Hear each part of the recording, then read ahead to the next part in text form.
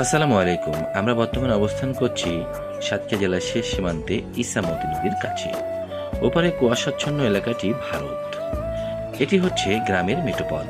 এখন সন্ধ্যা আসন্ন। গরু এবং নানা রকম প্রাণী ফিরছে তাদের আপন গৃহে। আমরা এখানকার একজন ভাইয়ের সঙ্গে দেখা করে তার কাছে জানতে চেয়েছি এলাকাটির নাম কি।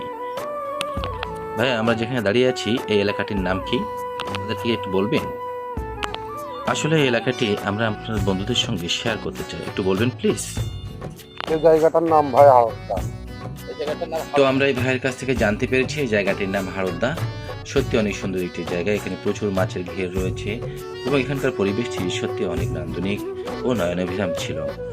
এটি ইসামতি নদী। ওপারে যে কালো কুয়াশাচ্ছন্ন এলাকাটি দেখা যাচ্ছে, এলাকাটি আসলে কোন এলাকা এটা জানার জন্য আমরা ভাইয়ের কাছে প্রশ্ন করেছিলাম। ভাই, এটা আমরা বাংলাদেশে আছি বুঝতে পারছি, কিন্তু ওই এলাকাটা কি বাংলাদেশের ভিতরে পড়ে? আমাদেরকে একটু বলবেন প্লিজ।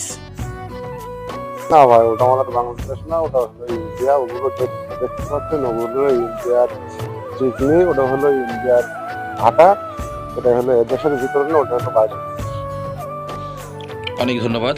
আমরা ভাইয়ের কাছ থেকে জানতে পারলাম আসলে এটা আমরা যেটা দেখছি দূরে যে কুয়াশাচ্ছন্ন এলাকাটি, ওটা আসলে আমাদের দেশের কোনো অংশ না, ওটি আসলে ভারত। অসংখ্য ধন্যবাদ ভিডিওটি দেখার জন্য।